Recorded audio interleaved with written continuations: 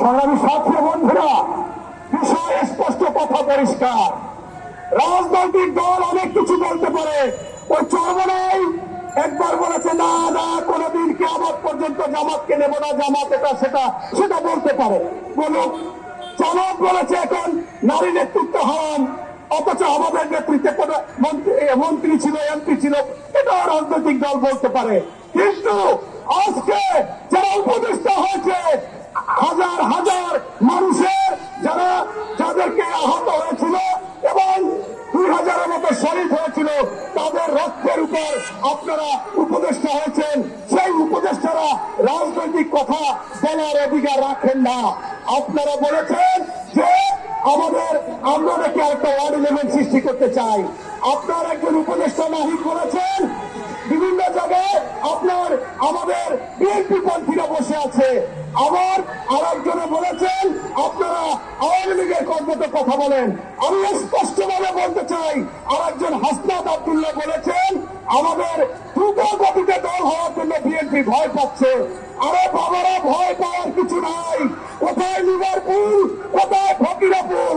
আপনার গতকালকে দেখলাম সাংবাদিক ইলিয়াস বলেছে উপদেষ্টাদের ডকুমেন্টস আছে, উপদেষ্টাদের বাবারা তারা লক্ষ লক্ষ হাজার হাজার কোটি টাকা মালিক হয়ে যাচ্ছে তদবির করে, তার কাছে নাকি রেকর্ড আছে। এবং আমরা বলতে চাই, আপনার উপদেষ্টা বলেছেন বিএনপি মন্ত্রীরা আছে। চট্টগ্রামের বর্তমান বন্দর চেয়ারম্যান 500 কোটি টাকা দুর্নীতি করেছে, সেই এস এম মনিরুজ্জামান এখনো বন্দরে কিভাবে চেয়ারম্যান থাকে? এটা অবশ্যই আপনারা লবিস্ট হিসাবে কাজ করতেছেন।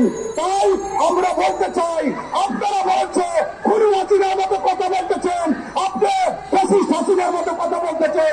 এই ফ্যাসিস্ট হাসিনা উন্নয়ন উন্নয়ন উন্নয়ন বলে বলতে গণতন্ত্র পরে, আর আপনারা আজকে সংস্কার সংস্কার সংস্কার বলে বলতে চান নির্বাচন পরে।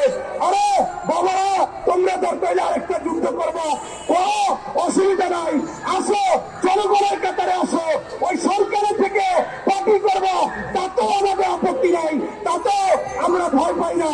কিন্তু আমরা চাচ্ছি জনগণের অধিকার, জনগণের ভোট।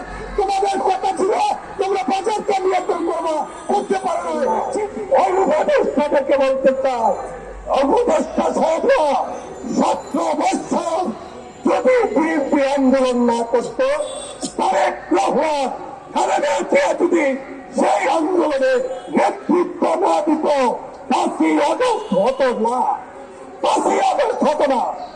বিএনপি 20-15 জন আপনারা সহ আন্দোলন হয়েছে, বাংলাদেশে সমস্ত মানুষ আন্দোলনে নেমেছে বলে সফল হয়েছে। হাসিনা দেশ থেকে পালিয়ে যেতে বাধ্য হয়েছে। আমি উপদেষ্টাদেরকে বলতে চাই, আপনারা মহাসচিবকে কথা বলেছেন, আপনারা ওই অর্থ উপদেষ্টা, ওই তথ্য উপদেষ্টা, আপনার এক আত্মীয় নাম বলতে চাই না, ওই সাংবাদিকদের কাছে মেরা দিয়ার জায়গা আপনার নাম ব্যবহার করে সেই মেরা দিয়ার জায়গা কে দখল করেছে? কে দখল করেছে? জাতি জানতে চায়, জাতি জানতে চায়। উপদেষ্টা হয়েছে 5 মাসে ওই কোরআনের জায়গা 5% দখল করা হয়েছে, মেরা দিয়ার বাজার দখল করা হয়েছে। জাতি জানতে চায় সাবেক আমরা আওয়ামী লীগের এলহামদেরকে আবারও পদ পদবি দিচ্ছেন কোন স্বার্থে? এই প্রশ্নগুলি আপনাদের কাছে রাখতে চাই। বন্ধুরা আমার, গণতন্ত্র চায়, এদেশের মানুষের ভোটের অধিকার চায়, এদেশের মানুষের কথা বলার অধিকার চায়। যার ফলে অতি দ্রুত নিরপেক্ষ নির্বাচন দিয়ে আপনারা চলে যান। এদেশের জনগণ নির্ধারণ করবে আগামী দিন কে ক্ষমতায় যাবে। তাই ওই বিজেপিত ওই উপদেষ্টাদেরকে আমরা বলতে চাই, আপনারা পদত্যাগ করুন, নিরপেক্ষ নির্বাচন নিয়ে এই আগ্রহ জানে।